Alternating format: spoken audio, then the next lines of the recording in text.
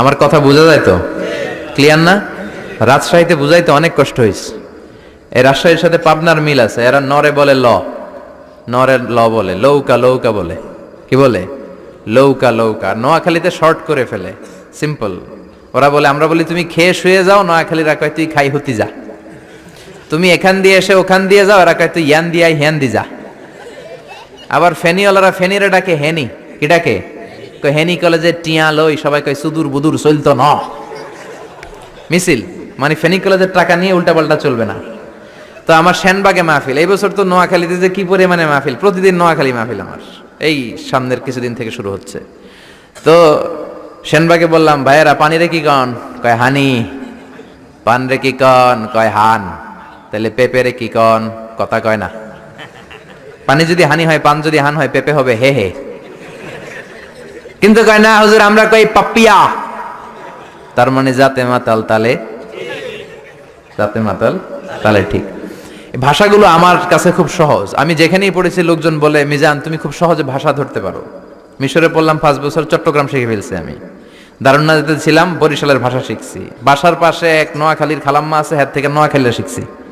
আমার আম্মারে জানলা দিয়ে একদিন বলতেছে, আহারি আফা কইন বুঝিনি কেন আঙ্গ হেতেনে 3 বছর ধরে কুয়েত গেছে, হারি আর কাছে একটা সিডিও হারাইনো হেতেলে আর কল যে হারি যায়।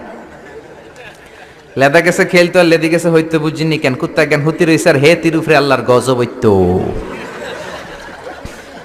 মহিলাদের মধ্যে এই স্বভাবটা আছে, কিছু হইলে হে তিরুফরে আল্লাহ ঠেড়া হইতো, লানত হইতো, গজব হইতো, আছে না নাই? এজন্য বিশ্ব নেই বললেন, নারীরা 2 কারণে জাহান্নামে যাবে বেশি। এক হলো তাকফুরনাল আশিরা, তুকসিরনাল লানা, স্বামীর না শুকরি করো আর বেশি বেশি লানত দাও। দেয় কি দেয় না? নারীরা লানত দেয় কি দেয় না? এই ভাষার ডাইভার্সিটি যে কত মজা। চট্টগ্রামের ভাষাটা খুব কঠিন। আমরা প্রাইমারি স্কুলে পড়াই বাচ্চাদেরকে, পড়ো ডিওজি ডগ মানে কুকুর, এরা পড়ায় পড়ো ডিওজি ডগ মানে হত্যা। ডগ মানে কি? আবার বানান করায় পড়ো কলস ঠিল্লা, কারণ চট্টগ্রামে কলস রে কয় ঠিল্লা। কলস এতটুকু ঠিক আছে, বানান করো কলস তারপর ঠিল্লা। সুবহানাল্লাহ কইবেন না? এক বাংলাদেশ, জেলাটা পার হইলেই ভাষা আলাদা। আল্লাহু আকবার। ময়মনসিংহ, কিশোরগঞ্জ মাহফিল আছে না নাই? ওইখানে গেলে কথা বোঝা যায় না, সব খ, এরা বলে ক। একজন কয় হুজুর কবর দেখবাম, কবর টিভি সারুন। আমি বললাম কার কবর? জিয়াউর রহমানের কবর না বঙ্গবন্ধুর কবর? কয় হুজুর রাত 8টার কবর। আসলে শব্দটা কবর নাকি খবর? সিলেটিরা পুরা উল্টা, এরা এগমুখ দিয়ে কিলাইলো ক বের হয় না, খালি খ। আমি কাতার যাচ্ছি, সিলেটে এক লোক বসছে, আমার শুরু করছে, আপনার বাড়ি খন খানো, খন খানো পড়ালেখা করছইন?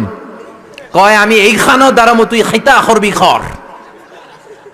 সুবহানাল্লাহ বলবেন না? এইভাবে এক এক জেলার এক এক রকম। নরসিংদীর রায়পুরাতে গেলাম, আমার ভাইয়েরা রায়পুরা বলতে পারে না, রে কয় ল, রায়পুরা রে কয় লাইপুরা, কয় লাইপুরা লাতা মুরগি দিয়ে লাইতের বেলা কাইয়া লেলাইন দেয় ফুটছি।